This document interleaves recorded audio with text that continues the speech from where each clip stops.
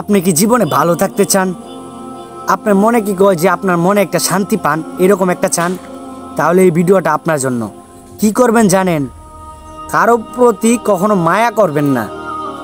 যদিও মায়া করেন, নিজের ফ্যামিলির জন্য মায়া করবেন। যদিও কখনো অন্য কিছু হয়ে যায়, অন্য কারো করে বোনের জন্য মায়া করলেন, বোনে অন্য কারো চলে যা, মায়া করলেন, কষ্ট কম পাবেন। কিন্তু সামান্য একটা বিড়ালের জন্য যদি আপনি মায়া করেন, এই মায়াটা কাটাইতে পারবেন না আপনি। নিজের ফ্যামিলি ছাড়া আপনি যাকে নিয়ে মায়া করবেন, সে আপনার প্রতি সে আপনার দুর্বল ভাববে, সে আপনাকে অবহেলা করবে, সে আপনাকে মনে করবে তাকে ছাড়া আপনি চলবেন না, থাকতে পারবেন না, ও আপনাকে ছাইরা যাবে, ও আপনাকে কষ্ট দিতেই চাইবো। কিন্তু আপনার ফ্যামিলির সাথে যদি আপনি মায়া করেন, আপনার ফ্যামিলির জন্য যদি মায়া করেন, তাহলে ওরা আপনাকে মন থেকে কখনো ছাড়বে না। মুখ দিয়ে একটা কথা বলবে ঠিক আছে, কিন্তু আপনাকে একটা বিপদে পড়লে সে আগে যাবে। আর যদি আপনি অন্য কারো আমি বললাম না, একটা বিড়াল কিংবা কুকুর, যে কোনো কিছুর প্রতি আপনি মায়া করবেন, আপনার জীবন বরবাদ হবে।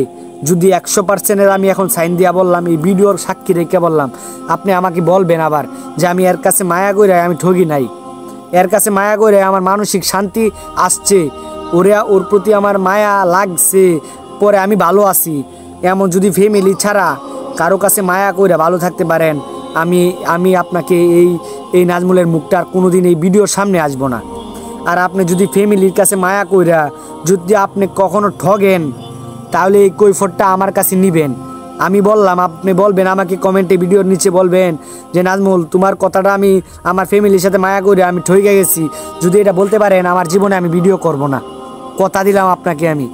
আপনি আপনার মায়ের প্রতি মায়া করবেন, আপনি দুনিয়াতে সুখ পাবেন, আখিরাতে সুখ পাবেন। আপনার মায়ের প্রতি একটু মায়া করবেন, আপনার মা আপনাকে তো এমনিই মায়া করে। আর আপনার যদি আপনার মার প্রতি একটু মায়া করেন, ফ্যামিলির প্রতি মায়া করেন, আল্লাহ তাআলা খুশি হয়ে যায়। ফ্যামিলির যদি আপনি মায়া করেন, জীবনে কখনো ঠকবেন না। আর যদি আপনি অন্য কোনো একটা বিড়াল, বললাম না, বিড়াল কোনো প্রাণীর উপরে মায়া করলেও আপনি জীবনে ঠকে যাবেন। মানুষ তো দূরের কথা, মানুষের কথা তো বললামই না, মানুষ কিংবা কোনো মেয়ে, এইসব কথা বললাম না। একটা প্রাণের প্রতি মায়া করবেন, জীবনে ঠকবেন, জীবনে ভালো থাকতে পারবেন না। জীবনে মানসিক শান্তি যদি আসে, আমাকে বলবেন যে আমি মানসিক শান্তি পাইছি অন্য কোনো জায়গায় মায়া করে।